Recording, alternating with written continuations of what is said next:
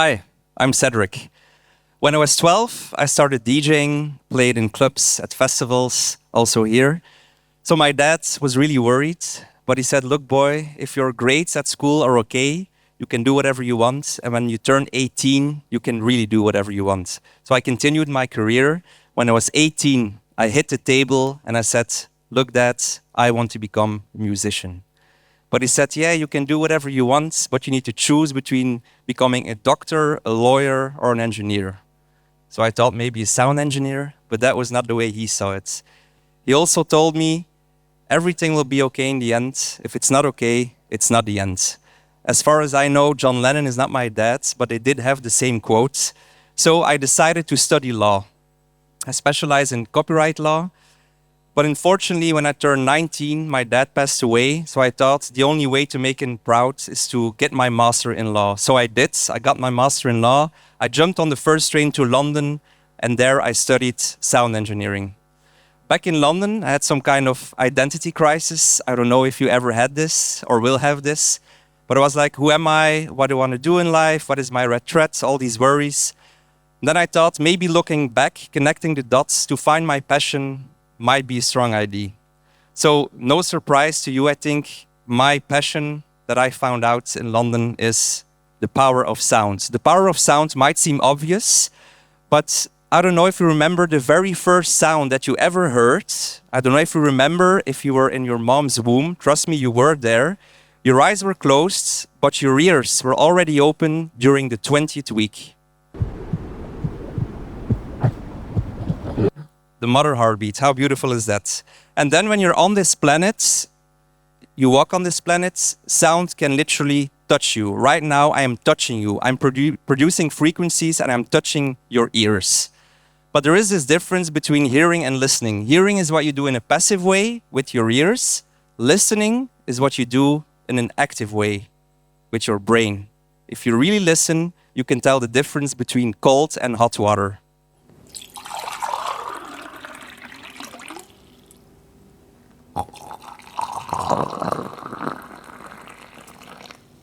Sound can affect us in 4 ways. Physiological.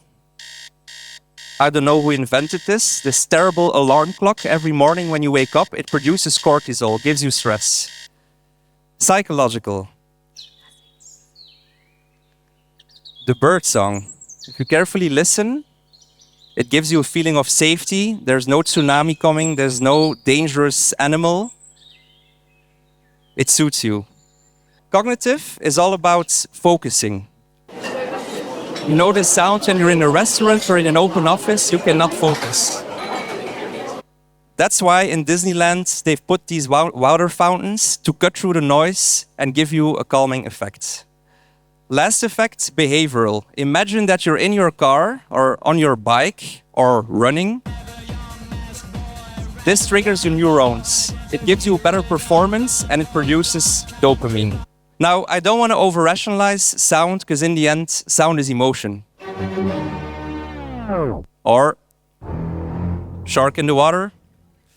Now, sound can not only evoke an emotion, sound can also evoke an entire universe. Bear with me, a fragment of less than a second. We have 007, Miss Moneypenny, Car Chase. Now, from an emotion to a universe, let's go to a brand universe. Addict. Another example that was played 1.8 billion times a day in 2010. It's not used today, but it's still within our collective memory. It's almost there. Listen. Put your phones off. So this is the main idea. Sonic identity. Sonic identity. Before I continue, a little experiment. We have 2 dots, 2 characters on the screen. One of them is called Kiki and the other one is called Booba. So my question to you is, you have to answer spontaneously, who thinks that Kiki is on the right? One person? How do you feel? No stress, there is no right or wrong. This is the okay answer, as 97% of all questioned people give this answer. The research was done in 1929 by a scientist called Köhler. It was repeated many times after him. What does it mean? There is a natural link between sound and vision. The way something looks like has an impact on the way it sounds like, and the other way around. Kiki has a sharp shape and a sharp sound. Booba has a round shape, so a round sound. The remaining 3% have a higher possibility of being autistic or very clever. So it's universal ID. Now, visual identities are on point. Imagine Tomorrowland. It's not only a visual logo, it's an entire universe, it's fonts, it's colors on several touch points.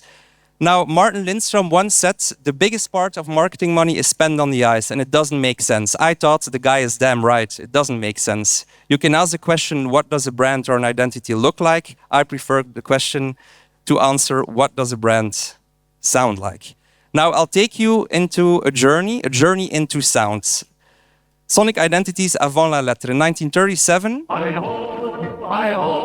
Walt Disney already knew that Snow White needed a sonic identity, not only a visual identity. 1950, do you recognize this sound?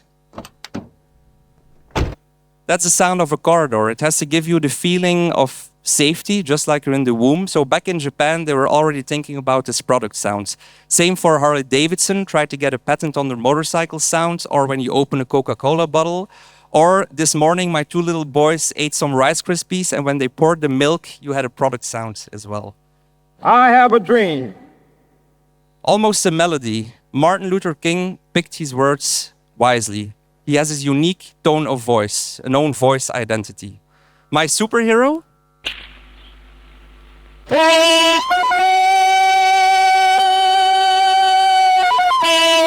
So the guy doesn't need like an S on his chest or a cape or a Batmobile. He has his unique sound. You recognize him with your eyes closed. You recognize this? It's almost the actual size. Now, some sounds can even be heard without actually hearing them. When we dive into the world of brands, Jim Reeks worked at Apple. One day he stepped up to Steve Jobs' office and he said, look, Steve, I believe in the power of sound. I'm a big fan of the Beatles, so I want to recreate the last chords of A Day in the Life, the Beatles song, and turn it in the Mac startup sound. So it happened. When you hear this sound, you're happy. Another day at work, it gives you an emotion. Bad example, no consistency. Almost every new version of Windows had another sonic identity. I'm loving it. McDonald's added Justin Timberlake to the table in a Pharrell production, so you can also add voice. Last but not least, this guy created an anthem for Tomorrowland for the 10th anniversary of Tomorrowland. I won't play it because it takes 10 minutes and my talk is only 10 minutes. Now, if you think about a sonic identity, at Sonhouse we developed the Big Six, which is like the strategy. A sound has to match. It has to match the brand book, the DNA. You can do a workshop to make something memorable. Like, doesn't mean it has to be something you can whistle. Like Netflix, Be My Guest to whistle it. Very difficult, but it's memorable. It opens the universe. To have something different from competition, something distinctive, unique. Ownable, something tailor-made. No existing music that can be used in a consistent way over time in all touch points. It has to be alive, no creative corsets. All these things match James Bond. The melody has been there for more than 60 years. It's consistent, it's alive, it does the job. Don't call it a jingle, it's way more. I tend to ask the question, sounds like a good idea? So that's what we did for football team Anderlecht. They had a new baseline, Noblesse Oblige. To give a quick summary, Noblesse we translated into strings, Oblige we translated into a rhythm, a beat track. But what is the core element of a football team? The fans.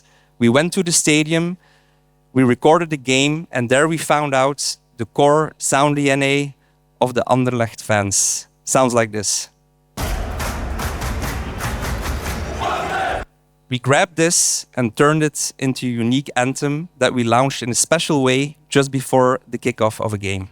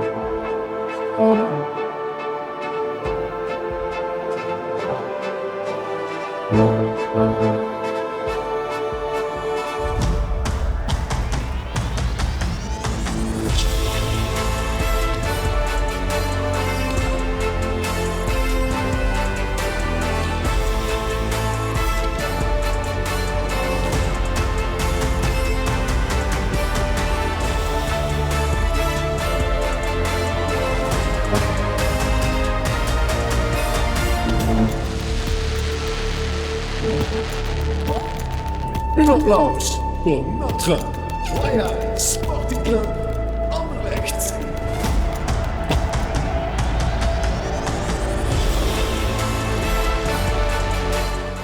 So, I'd like to end my talk with this idea, the power of silence.